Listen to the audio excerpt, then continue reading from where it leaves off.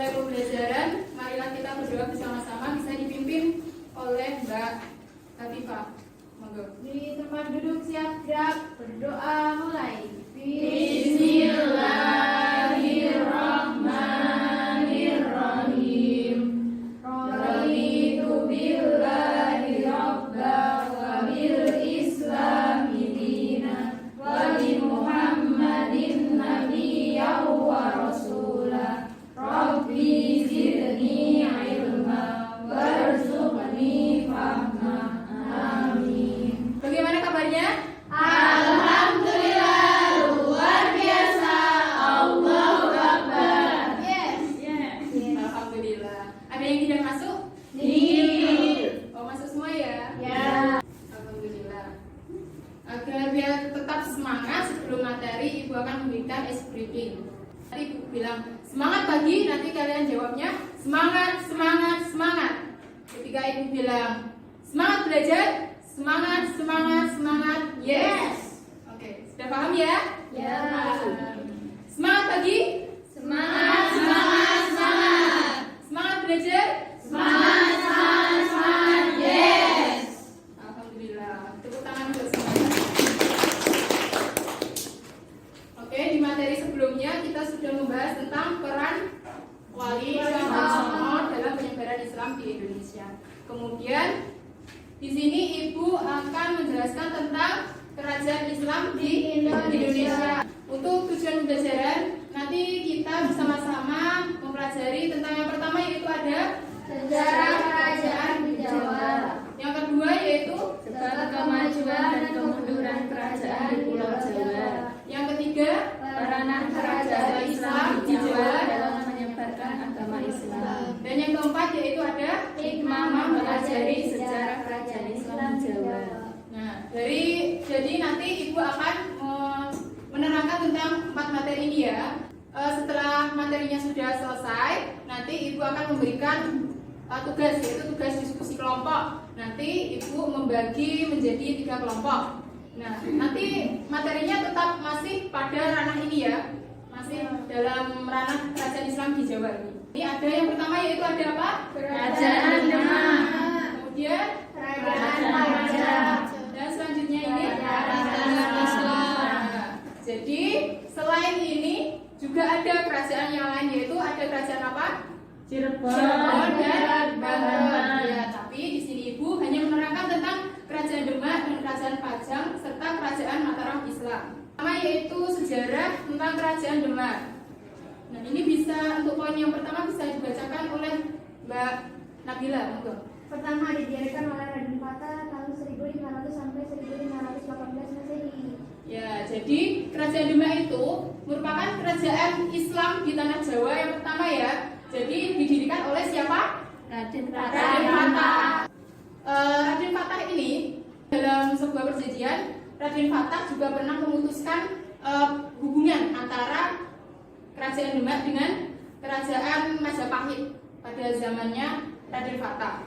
Mengapa kok Raden Fatah memutuskan hubungan itu? Karena pada saat itu ada sebuah konflik internal mengenai kekuasaan. Dan di situ ada perang yaitu perang saudara yang dikenal dengan perang apa? Paragre. Ya, benar. Perang Paragre. Nah, dengan adanya benar. Jadi dengan adanya perang Paragre ini maka melemahkan kerajaan Majapahit ya. Dan kemudian Raden Fatah ini setelah terbebas dari kerajaan Majapahit, kemudian Raden Fatah membuat sebuah kerajaan Islam yang dimana diprakarsai oleh para ulama atau para wali. Dan selanjutnya bisa dibacakan sama Mbak Latifah, monggo. Daerah kekuasaan kerajaan Demak meliputi pesisir pantai utara Jawa dan bahkan pengaruhnya melampaui beberapa wilayah di luar Pulau Jawa. Nah, makasih ya Mbak Latifah. Nah, jadi selain itu kerajaan Demak juga mengalami sebuah yang namanya puncak kejayaannya, yaitu pada masa siapa? Ada yang tahu? Sultan Trenggono. Ya, pada masa Sultan Trenggono. Dan pada masa itu Demak sudah mampu menguasai dan bahkan pengaruhnya melampaui beberapa wilayah di luar Pulau Jawa. Nah, di sini itu ada di wilayah barat, juga di wilayah timur, dan ada di luar Jawa. Yang di wilayah sekitar Jawa itu ada Tuban. Tuban itu mana? Timur ya berarti. Ya.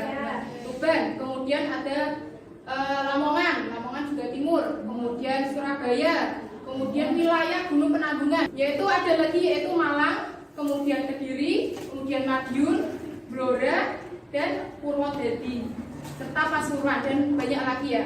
Kemudian dalam upayanya Kerajaan Demak ini, yang terpenting yaitu Sultan Trenggono dalam menguasai suatu wilayah.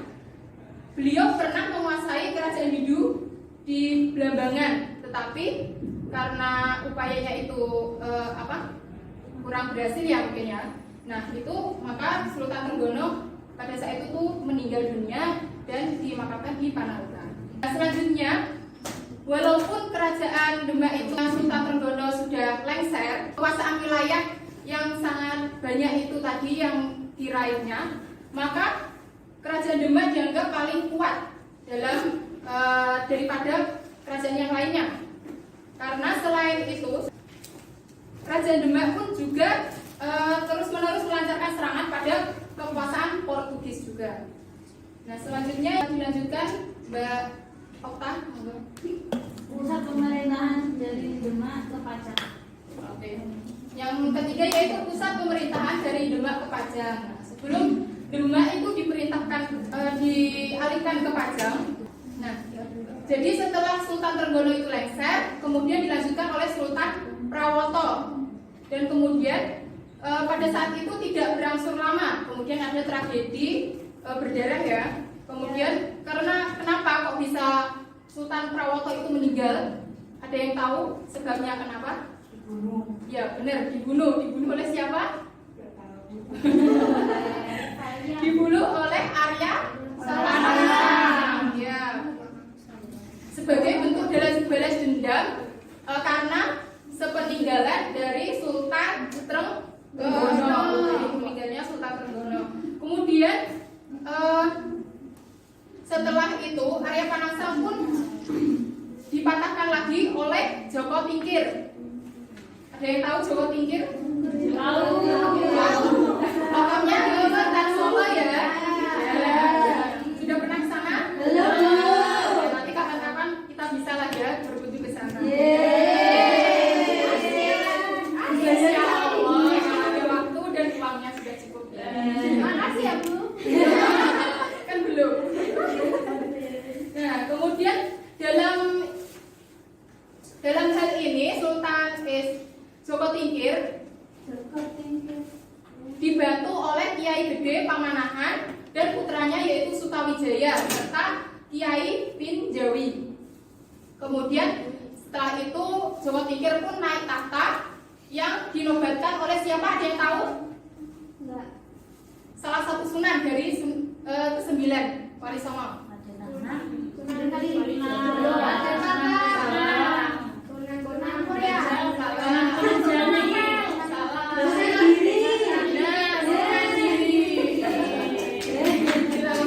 Dinobatkan oleh Sunan Giri. Nah setelah itu Joko Tingkir pun beralih gelarnya yaitu menjadi Sultan Hadiwijaya. Dan kemudian barulah Sultan Hadiwijaya atau Joko Tingkir tadi memindahkan pusat pemerintahan dari Demak ke Pajang. Bisa dipahami ya? Oke, selanjutnya yaitu ada sebab kemajuan dan kemunduran Kerajaan Demak. Untuk sebabnya bisa dibacakan oleh Mbak Nadia. Sebab kemajuan dan kemunduran Kerajaan Demak. Yang pertama, letaknya strategis daerah pantai. Yang kedua, memiliki sungai sebagai penghubung dengan daerah pedalaman. Yang ketiga, runtuhnya Majapahit oleh Demak membuat Demak berkembang pesat. Oke, terima kasih ya Mbak Nadia. Nah, jadi ini dari ketiga poin ini bisa dilihat ya, ini termasuk kemajuan atau kemunduran? Kemajuan, betul, kemajuan. Terus kemundurannya apa? Runtuhnya Majapahit. Nah, betul. Runtuhnya Majapahit itu karena adanya perang saudara tadi ya antara Sunan Prawoto dengan sepupunya yaitu Arya Panasa. Nah, ini untuk kemajuannya bisa dibaca lagi ya. Dan ini bisa dilihat ya, ini bukti peninggalan dari apa? Dari kerajaan apa? Demak. Kerajaan Demak. Ini namanya Masjid apa? Agung Demak. Sudah ada yang pernah kesini? Belum.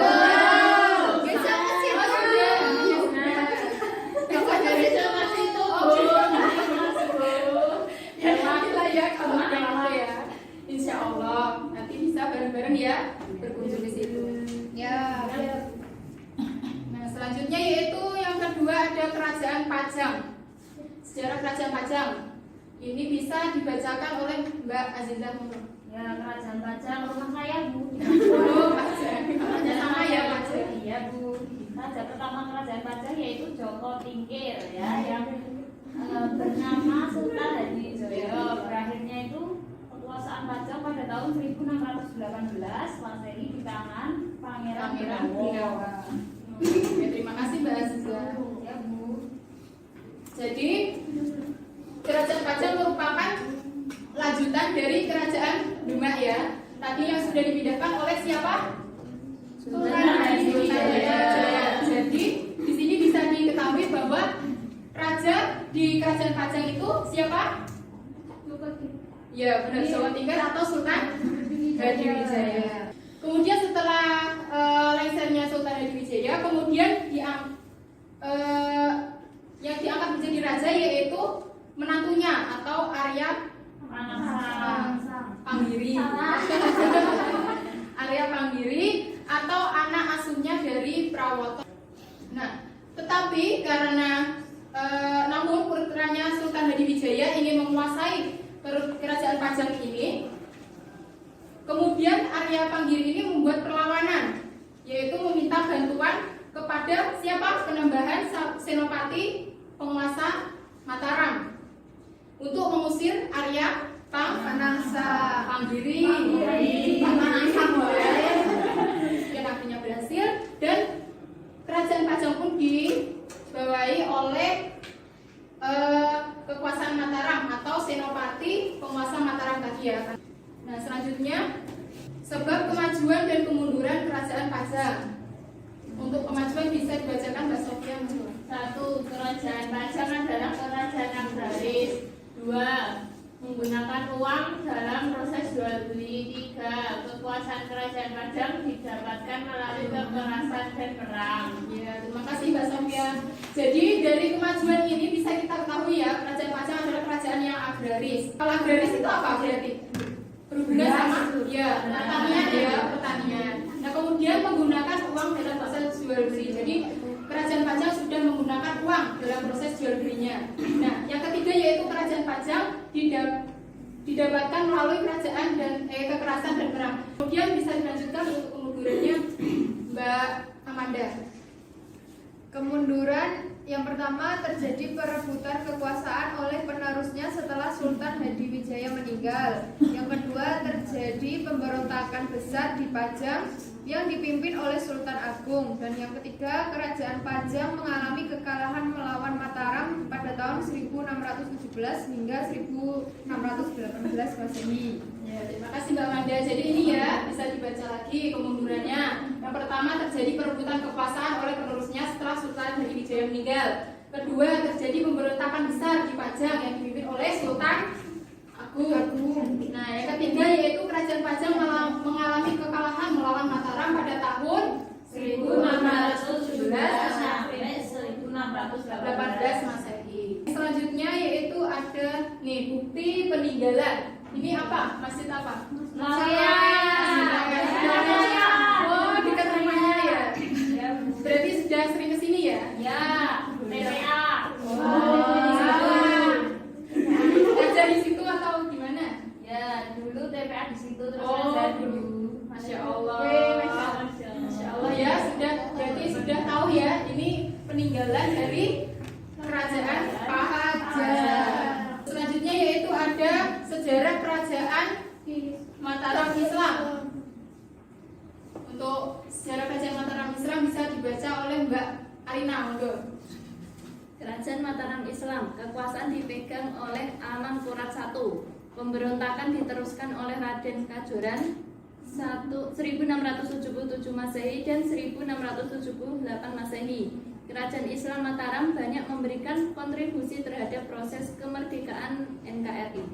Ya, terima kasih ya Mbak Arina. Ya, Bu. Nah, jadi jadi Kerajaan Mataram ini dikuasai oleh Amangkurat I. Nah, sebelum dipegang oleh Amangkurat I ini, pertama yaitu sepeninggalnya dari Panembahan Senopati tadi digantikan oleh putranya yaitu Seda Ing Krapyak. Nah, setelah itu digantikan lagi oleh Sultan Agung, dan kemudian Sultan Agung ini ada kontak bersenjata antara Kerajaan Mataram Islam dengan VOC. Nah, kemudian kemudian setelah itu digantikan oleh putranya yaitu siapa? Amangkurat I. Kemudian yang selanjutnya dalam hal ini Amangkurat I ini yaitu terjadi perang saudara dengan Pangeran Alit yang mendapat dukungan dari para ulama. Karena adanya dukungan dari para ulama tadi dihabisi oleh pihak Pangeran Alit. Nah, kemudian selanjutnya pemberontakan itu kemudian diteruskan oleh Raden Kajoran. Dan dari pemberontakan sinilah sebab runtuhnya kerajaan apa? Mataram. Jadi sebab pemberontakan yang diteruskan oleh Raden Kajoran ini karena gagal ya, kemudian inilah sebab kerajaan Mataram Islam menjadi hancur ya. Kemudian selanjutnya selain itu jika dilihat dari selain dari pemberontakan ini, kerajaan Islam Mataram ini banyak memberikan kontribusi terhadap proses kemerdekaan NKRI juga. Nah, nanti bisa dibaca lagi. Untuk yang selanjutnya yaitu ada sebab kemajuan dan kemunduran kerajaan Mataram Islam. Bisa dibacakan Mbak? Oh, monggo, Mbak Ziza. Ya, sebab kemajuan dan kemunduran kerajaan Mataram Islam. Kemajuan yaitu satu, berhasil menyatukan kerajaan-kerajaan Islam di Jawa. Selanjutnya berhasil meningkatkan produksi beras. Ketiga, timbulnya budaya kejawen. 4, mengganti tarikh Hindu yang didasarkan peredaran matahari dengan tarikh Islam. Dan selanjutnya yaitu berkembangnya kesusastraan di Jawa. Kemudiannya yaitu adanya pemberontakan dan perebutan kekuasaan. Terima kasih ya Mbak Ziza. Jadi mungkin bisa dipelajari lagi ya sebab kemajuan dan kemunduran kerajaan Mataram Islam. Ini apa ini? Bukti peninggalan apa? Mataram Islam. Ya, ada yang tahu ini foto apa? Masih tahu siapa? Itu siapa? Ini siapa? Ini yang zaman dulu ya. Ini lisan atau observasi ya. Tapi kalian bisa kok berkunjung, selain berkunjung juga bisa belajar ya. Observasi atau wawancara. Peranan kerajaan terhadap perkembangan Islam di Jawa bisa dibacakan oleh Mbak Nabila. Cepat diikuti lapisan masyarakat secara umum. Yang kedua, kegiatan politik dan ekonomi kerajaan Islam menjadi sarana dakwah dan berhasil menciptakan tata kehidupan baru yang lebih sesuai dengan apa yang ada pada ajaran Islam. Nah, jadi bisa dibaca lagi ya bahwa peranan kerajaan tadi cepat diikuti lapisan masyarakat secara umum, karena pada zaman dahulu ketika diperintahkan oleh raja ataupun sudah disebarkan oleh sebuah kerajaan, maka cepat diikuti oleh lapisan masyarakat secara umum. Kemudian yang selanjutnya yaitu hikmah mempelajari sejarah kerajaan Islam di Jawa, bisa dibacakan oleh Mbak Nadia. Hikmah mempelajari sejarah kerajaan Islam di Jawa. Yang pertama, dapat meneladani kegigihan dan model kepemimpinan. Yang kedua, memperluas khazanah keilmuan. Dan yang ketiga, mengetahui berbagai macam keberagaman kebudayaan. Oke, terima kasih. Jadi bisa lihat kurang lebih ini dapat meneladani kegigihan dan model kepemimpinan. Jadi kita selain menjadi penerus, kita sebagai pemuda harus gigih ya. Oke, jadi sudah selesai ya materinya. Nah, Ibu akan membagi 3 kelompok. Bisa dimulai dengan berhitung 1 sampai 3. Monggo. 1, 2, 3, 1, 2. Nah, 3, 1, 2, 3, 1, 2, 3. Oke. Jadi untuk kelompok 1 bisa berkumpul di sini, kelompok 2 di sini, kelompok 3 di sini ya. Ya, Bu. Jadi di sini Ibu akan memberikan soal, nanti kalian diskusikan. Dan setelah itu, setelah selesai, nanti salah satu bisa presentasi ke depannya. Ya, Bu. Ya, Bu. Ini kelompok 1, kelompok 2, kelompok 3. Waktunya 1 menit ya. Dimulai dari sana.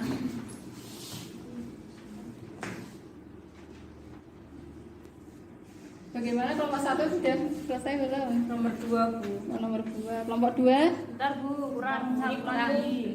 kelompok 3. Belum, dikit lagi. Sedikit lagi. Ayo, Bu. Selesai bisa dikumpulkan terlebih dahulu. Nah, kalian bisa duduk kembali ke tempatnya. Oke, kelompok 2 bisa perwakilan masuk ke depan untuk presentasi. Yo, kelompok 2 tadi siapa?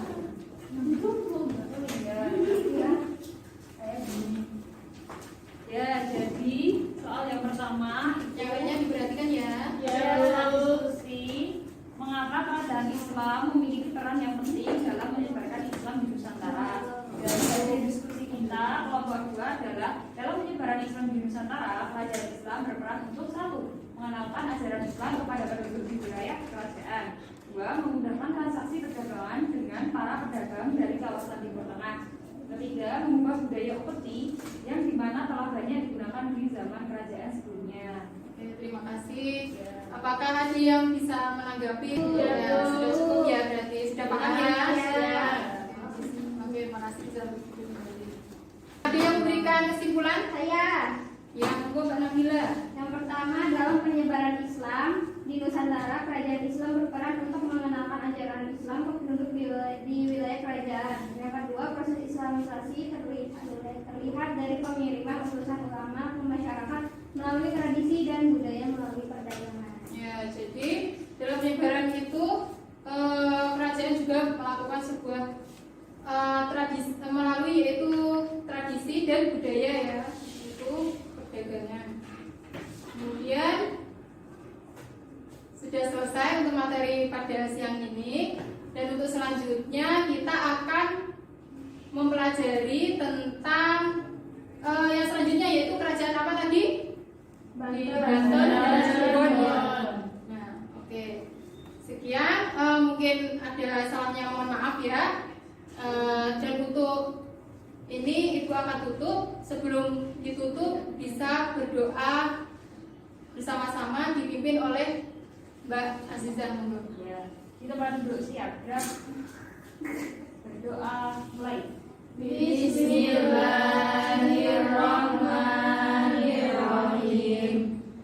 Subhanakallahumma wa bihamdika asyhadu an la ilaha illa anta astaghfiruka wa atubu ilaik.